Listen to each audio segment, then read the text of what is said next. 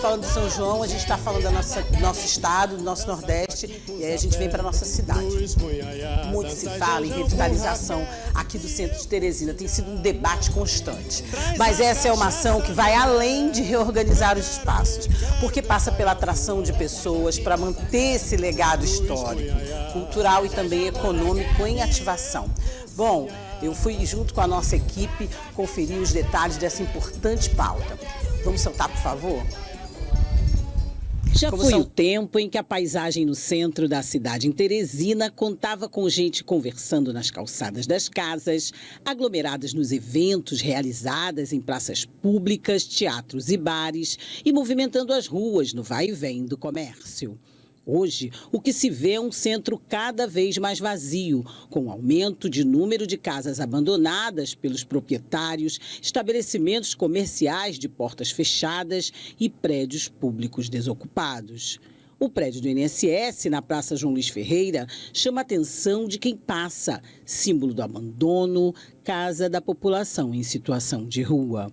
Dados do IBGE de 2024 apontam que o centro de Teresina perdeu mais de 20 mil moradores em uma década, uma redução de cerca de 19,4% no número de habitantes. Seu Francisco, 40 anos vendendo produtos no local, por exemplo, aponta a competição dos lojistas dos bairros de Teresina e a falta de segurança no centro como alguns dos principais motivos para a queda no movimento, naquele que já foi o principal polo de vendas da cidade. De segunda-feira é o dia melhor que tinha aqui. Tinha muita gente. E agora não tem ninguém mais.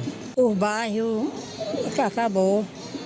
Todo lugar tem essas lojas aí. Toda loja botaram para o bairro, para Piauí, Tararé, para todo lugar. Eles vão deixar de vir aqui, de trabalhar lá, paga passagem, não paga nada, para vir para cá. Fazer o quê? Que aqui um ladrão danado. Tem muito assalto, assim, a estrutura de antes era melhor, hoje está assim meio que acabado, parece que não estão cuidando. Dizem que faz as coisas por amor, mas cadê o amor pela cidade, não é isso? Eu acredito que precisaria de algum tipo de política pública para poder revitalizar, para poder ter moradores aqui no centro. Pelo menos para não ter moradores de ruas que, consequentemente, estão invadindo os prédios. Tem que melhorar mais a polícia, que está muito pouco, muito assalto aqui no centro. O celular na cintura para não correr risco de ser assaltado, não ficar... Passa um bocado de ano para pagar um celular e roubar, é complicado. Quanto à falta de segurança na área, o comandante da Guarda Municipal avalia que, no caso de pessoas em situação de rua, houve uma descentralização e uma redução deste grupo no centro. Os moradores de ruas que frequentavam o centro, eles estão agora se dispersando e indo para as regiões mais afastadas. Na região sul, onde a gente tem um número muito concentrado de pessoas em situação de rua. Então, a questão da região norte, a questão da região leste. Mas a redução deste grupo ainda não é sentida pelos representantes dos diversos setores e a sociedade civil organizada que se uniram para abraçar a causa, fundando SOS Centro. O centro era um polo de saúde, né? Hoje esse polo de saúde murchou.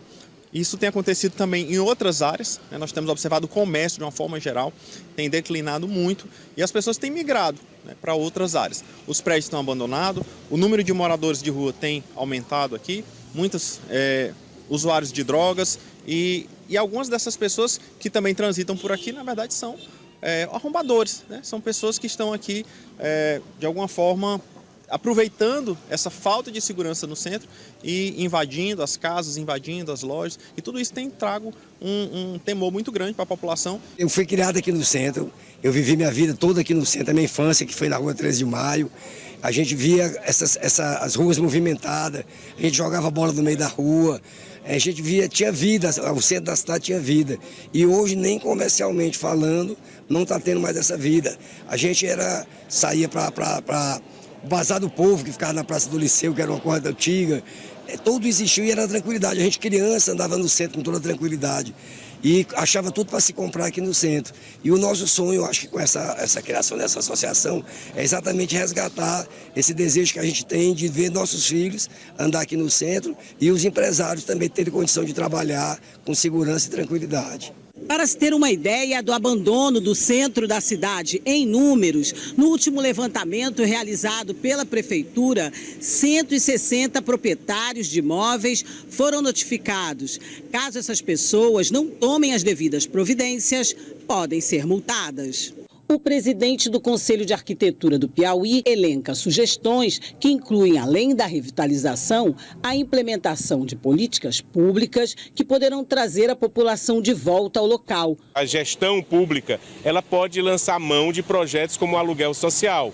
Ela precisa fidelizar, fixar o morador no centro para que ele more próximo ao seu trabalho, né? E também privilegiar grandes empreendimentos habitacionais. Isso passa também por uma questão tributária, rever questões de impostos para quem quer investir no centro. Então, as possibilidades são muitas. Segundo o superintendente da SDU Centro, desde 2021, as obras de revitalização estão em andamento, com mais de 20 quarteirões de rua já revitalizados. A nossa ideia é dotar o centro novamente de infraestrutura básica, melhorar os prédios públicos, né, fomentando aí também o turismo, né, e a economia local. E todo esse conjunto de obras aí, trabalhando a melhoria da infraestrutura, né, o fomento da economia local e a valorização do patrimônio cultural é o que vai fazer com que o centro tenha novamente essa força, esse poder, e que as pessoas se sintam realmente convidadas a voltar a frequentar o centro. Este historiador explica a importância da preservação de prédios históricos e igrejas da cidade, principalmente para as futuras gerações. Eu acho que esse é um trabalho muito árduo, mas que vale muito a pena. Você imaginar, por exemplo, nós estamos aqui ao lado dessa igreja. Uma igreja desse tamanho, você imaginar que ela foi construída no século XIX, isso é um tesouro. Se você olhar, entrar dentro dessa igreja, ver a construção, o trabalho que foi colocado, na condição que eles tinham naquele momento. Então, assim, como esse prédio tem muitos outros, que a gente poderia ter uma atenção maior, você tem um trabalho mesmo de educação patrimonial. Conscientização da importância de que tem um patrimônio cultural, que tem a memória para o seu povo, a história daquele lugar, e também a conscientização de que aquilo não é, a gente precisa entender isso como não um inimigo do progresso, né, mas algo que é necessário. Olha aí, gente, super importante a revitalização do centro.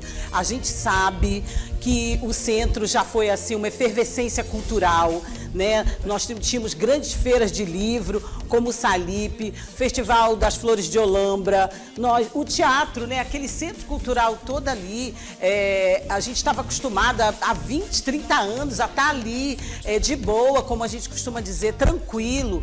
Claro, a gente sempre teve preocupação com a segurança, mas não havia esvaziado o centro dessa maneira. E nessa matéria, que eu aproveito para agradecer a toda a equipe, o Edinaldo Rodrigues, que esteve comigo, o Sérgio Neto, também o Pedro, nós estivemos fazendo essas imagens e coletando a Marta e também a Jéssica, que marcaram aí as nossas entrevistas. Então, assim, é um assunto que a gente ainda vai debater muito aqui, que a gente ainda vai falar muito aqui. É necessário, sim, essa força-tarefa, né? Que todo mundo se una para poder discutir e, melhor, gente, implementar ações, né? Políticas públicas. A população disse o que os especialistas disseram. Como trazer as pessoas ao centro sem fomentar segurança, sem instituir políticas públicas e sem trazer o lazer, o turismo. É importante para que o centro se revitalize, não bastam só as obras físicas, as estruturais.